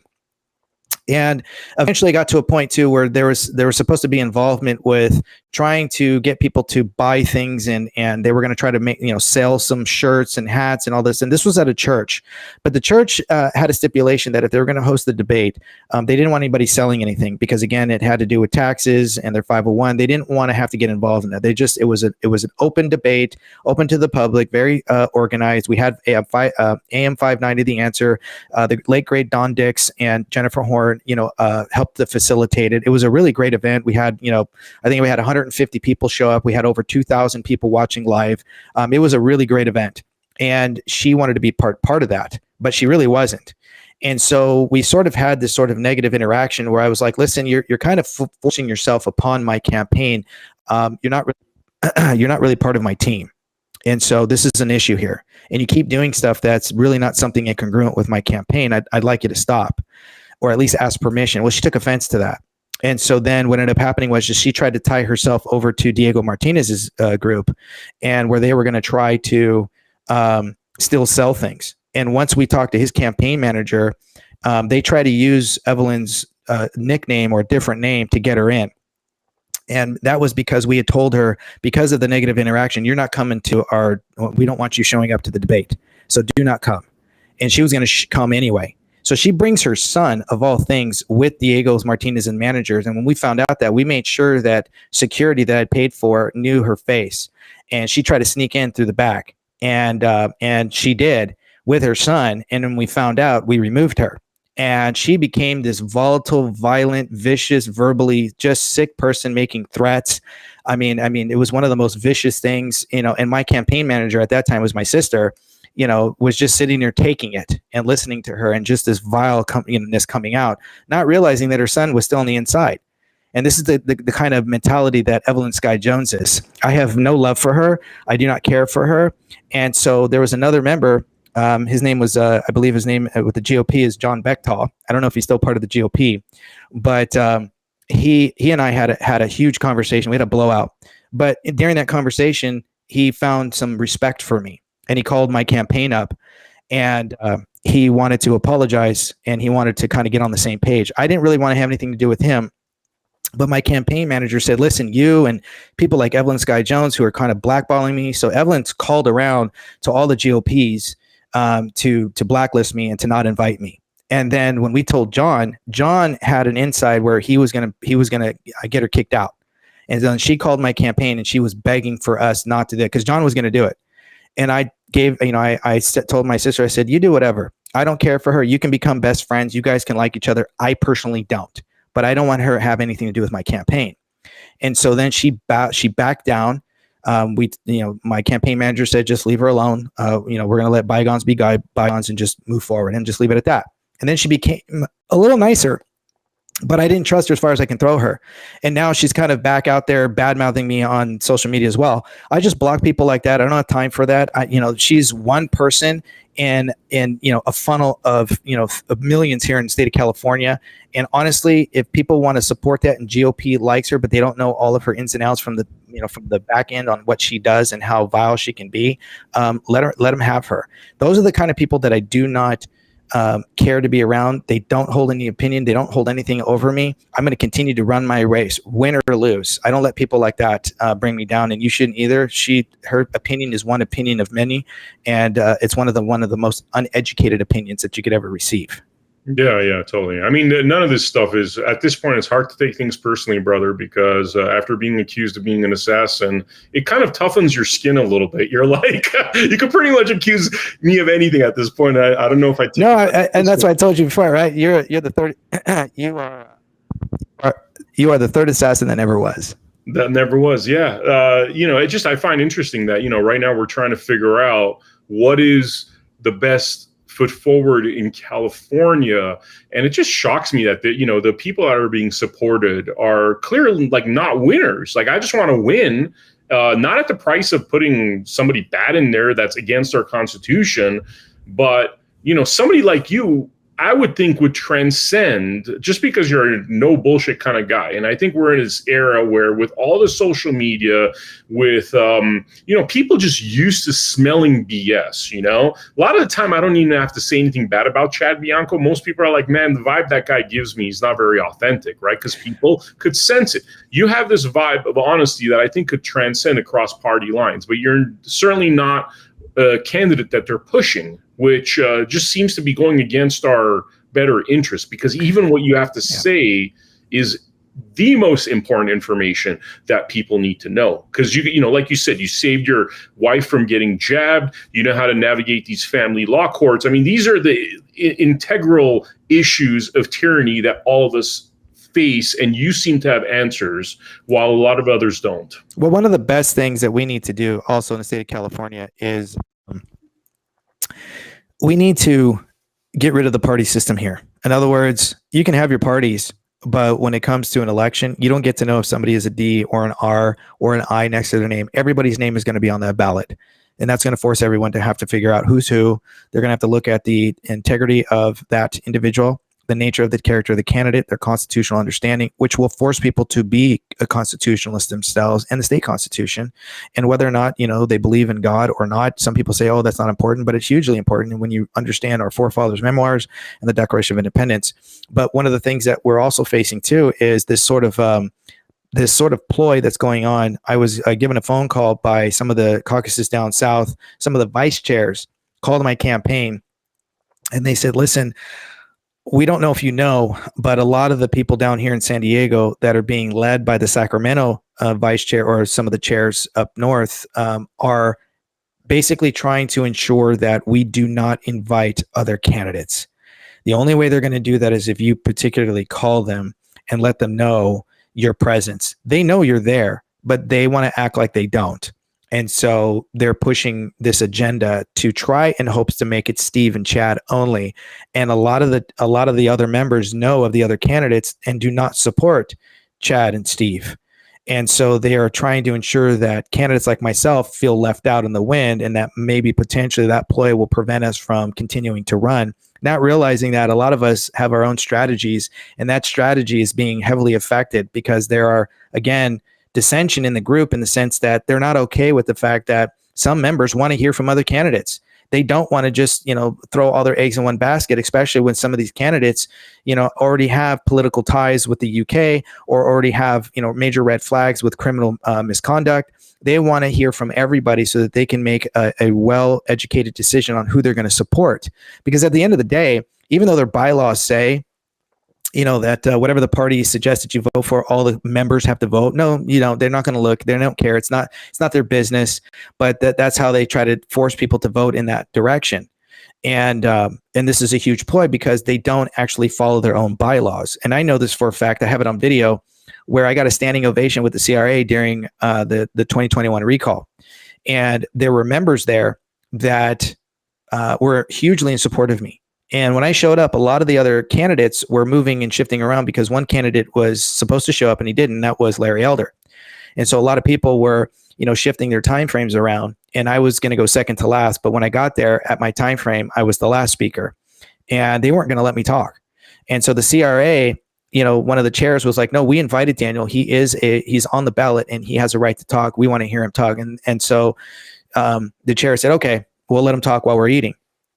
And so you can see in the video, everybody stands up and gives me a standing ovation. So I had about 33 people that I knew that were in there, and they were texting me and they were telling me that the bylaw that they had created was that any candidate who does not show up, we cannot consider. Well, Larry Elder didn't show up. And so the whole room was in support of Larry Elder. The problem was he didn't come. There were over 280 delegates that were sitting in there. And so other people who were there, that the 33 or 34 that were in support of me, started convincing almost half the room to vote my way. But finally, somebody stood up and said, "Well, this is how it's going to go. If we don't get to vote for Larry Elder, then it's a no vote for anybody." So they completely obliterated their own bylaw that they had created to ensure that any candidate that doesn't show up, we're not going to support them, because they didn't show up. It was one of the largest delegate meetings to actually listen and hear to all of the candidates. They were all going to be given about 15 minutes to talk, and then, they could go to their next event. And so I got all this information. And so it was basically, they were going to support anybody if they didn't get who they wanted to support in the first place. So then why did you even bother? And this is the nonsense that goes behind the scenes that does a disservice to the people of California who maybe aren't a part of these groups or these chapters or these CRAs or the GOPs or the DNCs. They sometimes rely on these groups to do the research because they're so inundated, and the only way they want to participate, of course, is the only thing they can do is vote, but they don't have the time to do the research, so they become dependent on these groups, unfortunately, like an automaton. The problem is that these groups are doing a huge disservice by picking a candidate that, unfortunately, is just not a candidate that we need here in the state of California. Again, this is why I would never vote for either of these people, even if I was not running. And so this is why we have such corruption in the party system alone. And it makes people go, you know what? I don't even want to be part of these groups, and I don't even want to vote anymore. But that's the main plan. That's the agenda, is to get people to be disenfranchised, because it's easier to control a smaller amount of votes and split them up than it is to try to control 40 million Californians. Well, only 14 million on average come out to vote for any gubernatorial race. Where are all the other 17, 18 million, right? Mm-hmm. And this is why it's a perfect plot. It's a perfect plan to keep the people divided. Man, I got one more question. If anything else comes to mind, I'll pose it. But, what I notice is there's a lot of candidates that have a lot of, financial support and that sort of thing. You're here operating really on a shoestring budget. And you're also dealing with your child who's going through leukemia, which I didn't even know about that. I found out about that like a week and a half ago when you mentioned it, which really blew me away, man. That sounds like a lot you're dealing with, running for governor and then dealing with, what's happening with your child. Can you tell us a little bit about that? Yeah, my daughter was diagnosed about about 2.5 years ago. And my daughter... give me a second. Sometimes when I talk about it, I get a little choked up about it. she's a beautiful little thing, very high spirited. And we noticed that she wasn't eating. She was very skinny. She really lost a lot of weight. And she's an athlete. And then we noticed that her skin color was changing. And, I've seen dead bodies in the military. And, there was this one morning where she woke up and her skin was incredibly mottled. The color of her eyes were almost black. And there was this tiny little spark left in her eye. And it was almost gone. And I'd never actually seen that before, both my wife and I. And we knew this isn't right. And she was always grabbing at her chest, but she was walking around with a smile. And so we knew that there was something going on, and she was getting blood draws. And, we were, trying to figure out what was going on. And then sure enough, when we took her in, called the doctors, they said, your daughter needs a transfusion right now. She's not going to make it through the weekend. And so when we did, they needed to run a biopsy. And it was amazing watching my daughter come back to life when they gave her a blood transfusion. And it really was like a vampire coming back to life as a human. One of the most just beautiful things I'd ever seen. When people say life is in the blood, it's in the blood. And she woke up feeling like brand new, fresh. She didn't realize how bad she felt until she felt so good. And they said, your daughter has leukemia. She has pre-B cell ALL leukemia. Fortunately for her, she has the most curable. The problem with that is if this is the most curable, I would never wish that, even on my worst enemy's kid. Even if I hate you, I would never want your kid to have and go through what my kid has gone through, because it has been a day in and day out struggle. And one of the things that I discovered was a group came to me when they found out that I was, running for office. And they said, you live in the, one of the highest areas of children being diagnosed with leukemia. And it was because I live near the Santa Susana laboratory. And that spill that happened back in I think it was in 1960, mid 1960s, it was California's and America's Chernobyl. There were 10 nuclear reactors, and one of them went off in that time frame, not telling everybody that 10 years later, another one went off. And then another 10 years later, another one went off. In fact, 5 had gone off. When the first one had gone off, it tainted the entire area. That land was owned by, at that time, Rockwell International. It was owned by NASA, the Department of Energy, and one other group. And now it's owned by Boeing. And they never cleaned it up. In fact, so much so that everybody here in my area says, don't drink the water. And they say it kind of in a humoristic manner. But when I was talking to some of the high schoolers and teachers and principals, there is almost every class and almost every teacher has one kid in their class with leukemia. And that blew my mind away. And after a year of my daughter, going through the first, scheduling of her chemotherapy, some new kids moved into my neighborhood, and they were about the same age. And about within 3 months, one of the boys was diagnosed with leukemia. And then a good friend of mine, he had a friend that just moved into our area, and their kid, about 3 months in, was diagnosed with leukemia. And that's hugely impossible without a cofactor. And the cofactor is what? The Santa Susana laboratory. In fact, we moved here when the Woolsey fire happened. When I talked to you about that Woolsey fire kicked up all that old stuff that they never cleaned up. They never got back down to the original ground to properly contain it. This is the fire that happened 6 months ago? The Woolsey fire that happened back in 2000, and I want to say it was 18, which is about the time that I moved out into this region of California. And that's when we really started digging into why didn't the government clean it up? And we started realizing that some of the things that were going on was tied to childhood chemotherapy. In other words, for every child that, has to go through chemotherapy, those doctors and those hospitals make an exorbitant amount of money. And that the oncology for child, treatment for kids with leukemia has been unchanged for nearly almost 70, 80 years. So in other words, Children's Hospital is the hospital that has set precedents globally. So even if I took my daughter to Mexico, or, if we went to the UK, if we went to Canada, they follow the same exact protocol that Children's does. And so we're with Kaiser on the same street as Children's Hospital, and our oncologists are doctors that work with children. So we didn't need to transfer. And so there was nowhere else for us to go but to go through that process. And, unfortunately, this actually invigorated me to also stay in this fight, because the more I learned with this group about what did not happen, that our legislative body continues to kick the can down the road, and that they're not actually doing what they're supposed to doing, and that all these kids suffered, because of the land, the farm, the water, everything has been tainted. And there's a lot of, archaeologists that have come out here to, test the ground and the soil and the water. And it is by far one of the contaminated areas in all of California. We're not the only ones. The government purposed it up because, again, if you're a healthy person, your community and the pharmaceutical industries. So this is a huge problem. And this has invigorated me to get down to the video of this and continue to run for this office. It would be pointless for me to run for any other office, because it would just only go now to solve the problems. A governor can solve these issues dramatically in a single night, in a single month, in 1 year. There's so much that a governor can do. And the governor that we have right now is doing nothing but pointing the finger because, well, he doesn't want to. He's contracted not to. And he thinks he's going to be the next president of the United States. And if we're not smart enough, he's going to be. And if we don't put him in prison, and the next governor that gets in, he's going to run for presidency. You put me in office, he's going to be living out the rest of his days in a prison cell.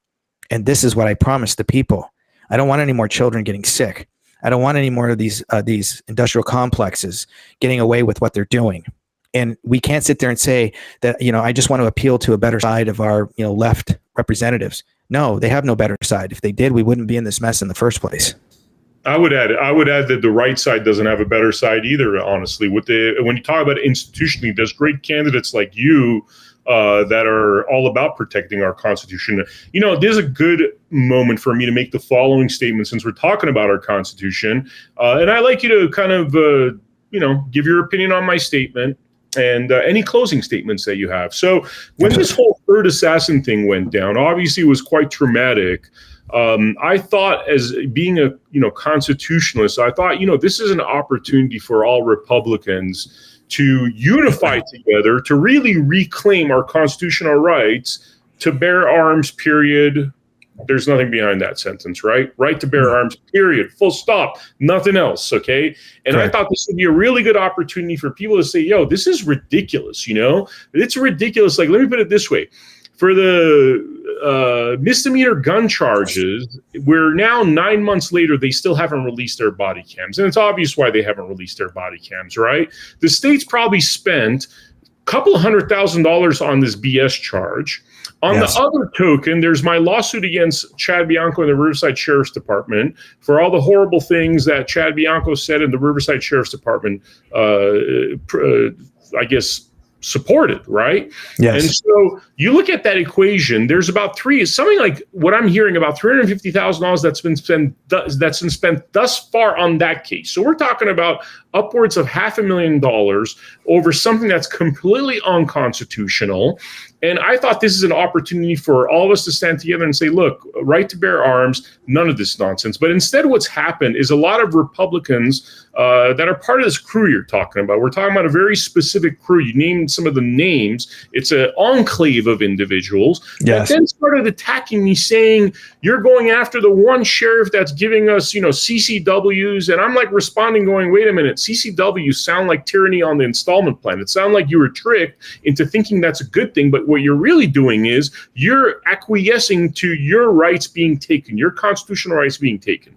Yeah. So rather than seeing this kind of uprising to be like, we're going to fight for our Constitution and we're going to make sure that these stupid laws in California, where they call a gun with 14 bullets a high capacity magazine, making it sound like an AK-47, I thought this is a great opportunity for all of this to go away. Instead, what happened is that I was attacked endlessly by these individuals telling me I shouldn't be attacking Sheriff Chad Bianco. Tell me what you make of that. Well, I knew right away when you were released on your excuse me, I knew right away when you were released on your own recog that there was no evidence. And I found it disturbing that there was a claim that there was a potential third assassin. And immediately right away, I thought this is a ploy for this individual that I had already known, who had not quite made his announcement yet that he was going to run for governor. Because again, I was supposed to have that meeting with him and it never happened. And I knew that there was something off about this when somebody is released on their own recog, that there's not enough evidence. Because if you were truly the third assassin, you would have never been released. You would be in a federal penitentiary right now. But that wasn't the case. So immediately that told me there was some major red flags and there were some inconsistencies here. Some of the arguments that I hear online about you and you bringing guns, people say, well, that's just the dumbest thing. Why would you do that? First off, you're an investigative journalist. You travel. You have a right to have a firearm in your car. One point I just want to make. Even the thing of like he brought guns to Trump rally, that's a fallacy. That was impossible to do on that day, because the reality is I was 1.2 miles away, not even parking my car. I would drove up to the deputy to say I have a couple of firearms just in case they said, you know what, it's too weird of a time right now with the assassination attempts. Do a U-turn and go home. I didn't think that this was going to blow up into a guy, you know, claiming, hey, I have a couple of firearms, and to then him being accused of being an assassin. But the geography of that day is I'm 1.2 miles away. I'm not even trying to park my car yet. And had I parked my car, I would have had to get out of my car, hop in the shuttle, take a shuttle to the actual rally location. So this idea that, oh, what a silly, stupid man, he brought guns into the Trump rally. That's like saying I went to Disneyland. Right? Same kind of geography. You park your car, you hop in a shuttle, it takes you to the entrance of Disneyland, and that's where you go through all the security stuff, right? It's like saying that for me parking my car at Disneyland and then going a mile to the actual entrance, I am therefore planning, I don't know, a mass shooting. I mean, there's no... Well, here's the thing, though, is, again, you have every right. You have every right to have a firearm in your car. You have every right to carry. You have a right under the Second Amendment. You have a right under Article 1, Section 1 of the California State Constitution, because you have a right to defend yourself, right? You have a right to an arm. People don't know that a firearm and an arm are under two different jurisdictions. And so both of those are being eroded. And that's the other argument too. As an investigative journalist, you have a right to travel and a right to defend yourself and a right to protect your property. Your weapon can be in your car, because that you have a right under the Fourth Amendment to be secure in your property, right? So again, one note here, one quick thing, which is very interesting, that like you're referring to me as an investigative journalist. Whenever Chad Bianco talks about me, he says, oh, he's an influencer and he gets paid for clicks, which I've never gotten paid for clicks as an influencer. I'm not even an influencer. I'm a documentarian and a journalist. So when you said that, it kind of was like, okay, why is he calling me an influencer? Because an influencer trying to get clicks sounds a lot more nefarious and ego-driven than a journalist, a documentarian that is really whose purpose is to be a media person and report. So anyway, just wanted to mention that. No, and I completely agree with that. Again, it's word choice being utilized to paint you in a negative light, to give him credence to the mistake that he engaged in, rather than him just coming out and saying, in short, listen, today was a good day. Our attentions were heightened because of the previous two assassination attempts on the president, because of the fact that there were some oddities to this sort of interaction. It turns out that this was a false alarm. Our deputies did their job. The individual was not who we thought they were. They have been released on their own recog. It's a good day. The president had a safe event, and everybody's going home. So this was a good day. Right. Kind of like Trump did, by the way. That's exactly what Trump did. When they approached him the next day saying, hey, what's up with this third assassin? I was told by multiple individuals that he made a comment going, hey, I think they got that one wrong, and then he made another comment where he sounds like a patriot, cool guy, you know what I mean? Which would have actually made him so much more likable, which is, I think that's what we like about Trump, is that ability to just kind of like be a regular dude and be like, it happens. And had he done that, he wouldn't have gotten sued. But he decided he wants to dig his feet in. Until today, by the way, I just saw another podcast where now he's saying, oh, what if he went in there to try to kill me and do a mass shooting? I'm like, dude, you're still trying to make me seem like a criminal to justify this nonsense. No, people don't see that. People don't see that, that's an act of corruption. That's a microcosm of what that dude is capable of. And now you want to give that guy the power, that you want to give that Stalin-esque kind of personality, like governor. You want to make him governor of California. Right. I mean, sounds like a really bad idea, actually. No, and again, this comes down to inconsistencies. So again, when I was in the military, I used to have to perform investigations on people that I would ground, operatives that, couldn't do their search and rescue missions, couldn't fly, couldn't, do their jump quals, couldn't be a gunner, couldn't go on search and rescue missions, couldn't participate with inserts and extracts with spec ops. I used to have to perform investigations to ensure that there was evidence that was based on fact, to ensure that these people that were not operational ready had actual factual evidence as to why I was grounding them. Right. And this was something that I knew right away, just as a veteran who's performed investigations, that there was too many inconsistencies. So even though I didn't really know you personally, I know you through a mutual friend of ours, and had heard about you, a couple years ago, and your investigative skills and your videos and stuff. So I knew that there was something off, because here's something else too. And I find it very, I don't know. I don't want to say it's, fortuitous or anything like that, but I always say everything is in God's timing. What is the likelihood? This is my personal opinion.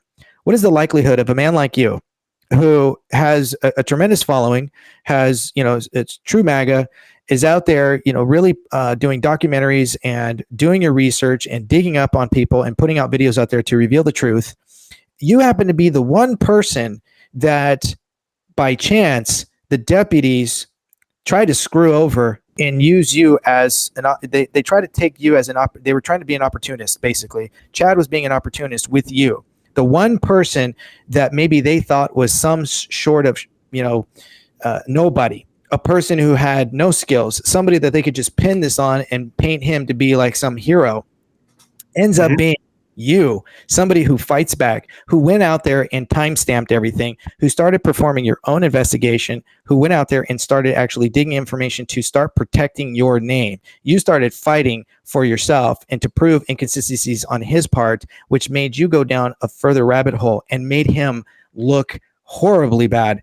Not because you're trying to be deceptive, but because you wanted to find truth. And when you did, you started digging, you started finding all his major red flags, which a lot of people had already started seeing, but you just exposed it.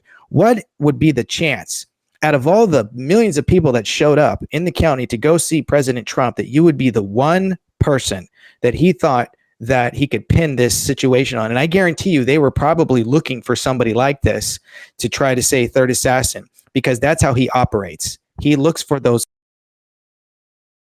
make himself look, glorified, and he chose the wrong person. And I think that was godsend, in my personal opinion. No, I think that too, man. I think about that day all the time, man. And I'll be honest with you, it's been tremendously difficult. I've tried to hold my composure throughout a lot of really traumatic things. I mean, nothing close to like having a daughter that's suffering from leukemia. I mean, I definitely sympathize, but it's definitely a very unique experience that happened. And I've been trying to figure it out. I've been trying to figure out why, out of 50,000 people, and I know he was trying to target people. I know this was in his better interests. And the only conclusion I could come to is that this was really, and I hate even talking like this, because people that talk about, oh, God chose me, I think a lot of that sounds very douchey to me a lot of the time. But I do see how the way this is playing out, that like a really bad guy that was certainly pulling the wool over a lot of people's eyes. Now, I mean, I just doubt that now he has any chance of becoming governor. And I think before he did have a chance, and that might be the God's silver lining to all of this. And we'll see how it plays out. It's a story that's still being written. No, and I'm definitely in support of it. I'm definitely in support of anybody who's out there that wants to reveal the truth. And that's why one of my previous slogans during the 2022 was, I'm here to offend you, because the truth offends. People don't want to hear the truth. They don't want to do their homework. When they start to get behind and support somebody and they realize that that person is vile, or they're repugnant, they're evil, or they've done just too many shady things. It's one thing to say, somebody made a few mistakes in the past and they've done something to rectify it, and they didn't hide it, they owned it. Those are the people that I can get behind. Why? Because we're not perfect. We're all going to make mistakes. We're going to put our foot in our mouths. It's going to happen. Our emotions sometimes get the better of us. We're human. I get that. But when you take something to your grave, when you know it's an absolute lie, when you purposely try to destroy somebody else's life for your own personal gain, and when you have a rap sheet that's just as long as a criminal serving life, there's a problem here. And that is not somebody that I want in office. And And to have that revealed and to reveal the truth, it does sometimes hurt people who don't want to hear this, who have finally felt like they found somebody that they can really rally behind. And now you're making them angry because they've realized they've made a mistake. So the only thing they can do is continue to pump out platitudes and call you a liar. Yet they themselves have turned a blind eye. They themselves have shut off their ability to hear the truth and to be, critical and cognitive thinkers to ensure that they are adhering to truth. And that's just unfortunately thing that we are seeing. And that's going to be the divide of our state. It's not the candidates. It's the people who are getting behind the wrong candidate and not realizing that they're making a mistake. And they have the ability to push any candidate that has the proper intent to ensure that they're not leading you, they're serving you. And this is what we fail to seek out. We seek new leadership. We don't seek new servants. And this is why we are where we are. Yeah. And I told you, I'd rather support somebody like you that's telling these truths, even if we knew that it's going to be impossible to win, but these truths getting out for people to understand what their rights are, especially at this most critical time when we just went through COVID and everybody's rights were stripped away from them. And look at you, you have certain information that stopped the same from happening to you. Yep. So how great would it be if the entire state knew this information, knew literally the blanket of BS that's been put on top of us, which I call statutory laws, maritime laws, that prevents you from getting over here, which is God's law, constitutional law. And that stealing is what I think it's most important to pierce, as opposed to pretending that just somebody, hey, he's a Republican, he's going to have our rights. What are our rights? What are you as a Republican? I thought being a Republican, part of that was being very much pro-Constitution, and that being the sword that we die on. That is the sword that we die on, the U.S. Constitution. And if we're not willing to make the U.S. Constitution the sword we die upon, these runs for office are just different forms of losses. Like I was saying, tyranny on the installment plan, right? Yes, you cannot have road to that same tyranny. Yes, you cannot have government by consent when statutes, mandates, regulations, and policies supersede his law. His law, meaning God's law, which is written in the hearts of men, which is what our Constitution and Declaration of Independence and the Bill of Rights were founded upon. When you actually study this and you do the research, you will come to that conclusion without me having to influence you. It just is, because that's how our forefathers thought. They were genius at the time. We don't live in a democracy. We live in a constitutional republic, and there is a significant differences between the two. And if you don't know them, that's a problem. And this is why exactly what you're saying. And to go back real briefly, CCWs are illegal because they turn a right into a privilege. Under my administration, we're going to be a CCW state, meaning you're going to, as soon as you may purchase your firearm and you already go through the Department of Justice Bureau of Firearms for a background check. As soon as you walk out with it, you're already a lawful CCW, right? I don't necessarily recommend an open and carry because you put a target on your back, but we can work on that. But in my instances, I'd rather keep the criminal guessing as to who's carrying and who's not. Why? Because they don't want to get lit up. Yeah. And when you remove that CCW, again, you cannot turn a right into a privilege, and you cannot charge a fee thereof. We call that extortion. So it's already lawful. You have the right to keep and bear arms. You have the right to defend, right? You have the right to be secure in your property, in your persons, in your place, in your papers, and so on, right? All this is already laid out. So then if I go out and I protect myself right now without that CCW, I'm liable. But if I have a CCW, then I'm not liable, right? So I asked government for permission for what I already have that's unalienable. Do you see the conflict here? And this is why it's already standing when you have Miranda versus Arizona, Shuttleworth versus Birmingham, but you have Marbury versus Madison. Like, all these laws are still standing to this day, which means they laws must be in agreement. And this is what we're fighting against, is repugnancy. Awesome, Daniel. Awesome. Now, I'm going to give the mic to you one last time here. Any closing statements you want to share with the people? I just want people to understand that I'm not here. I want people to understand that I am not here to lead you. I don't want to lead you. I don't care to lead you. I want to serve you. I want people to understand that I am here to starve the government and feed the people, and that I define accountability as imprisonment. Prison is the solution for corrupt representative. Nothing less will do. And if people want to get behind my campaign and my candidacy, they can go to danielforcalgovernor.com. And there they can donate, they can participate, they can go to my flyers page and download flyers and start door knocking if they want to, or handing out flyers. They can share my videos. I have multiple platforms. There's multiple ways that you can participate. And if you're not sure, you can always text me. There is a campaign phone line that is an iPhone.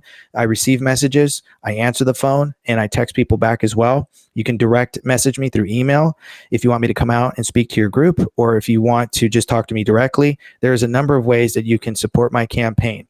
And one of the best things that we need to understand right now is that we need to realize it's not about trying to do the right thing. It's about getting back to doing the God-given, constitutionally right thing. And that is exactly why I'm running here. And this is, if this is what you want and you're ready for retribution and you're ready for restitution, I am your candidate. Man, sounds like poetry, if you ask me. This is the kind of, this is what everybody's waiting for. This is the uproar right now in the MAGA party with this Epstein files not being released. It's all about accountability for people that are, harming our country, harming our kids. Thank you so much, Daniel. For the viewers out there, look, I've been deep in this campaign for obvious reasons. I've met all the candidates, and I got to tell you, there's a lot of candidates running first and foremost, but I've talked to maybe two that have, and I'm talking about Daniel and one other person that actually reference the Constitution. Daniel's knowledge when it comes to the Constitution and our rights and how we're being really robbed and raped in so many different ways is on a different level. And I don't know how you compete with that. I don't know how you compete with that if you really want to restore our constitutional rights and none of this nonsense. My case alone, $600,000 has already been spent on an unconstitutional, nonsensical thing that shouldn't have happened. $600,000 of the people's money. Yeah.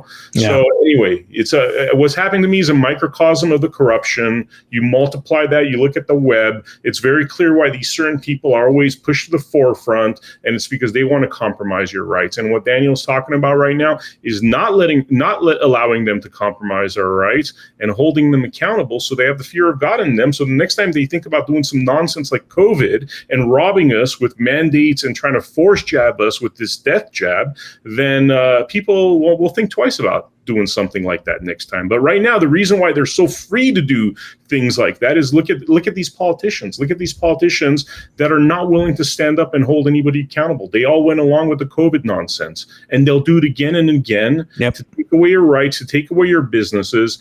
And really, the only people that are standing in that kind of in the way of something like that is people that have the willpower of an individual like Daniel, whose own daughter right now is going through immense difficulties, and he's out here trying to be governor. So anyway, brother, thank you so much for coming to the Blood Money podcast. For the viewers out there, make sure you check out americahappens.com, where we have selection of some of our hottest content, and I will see you all on the next episode of Blood Money.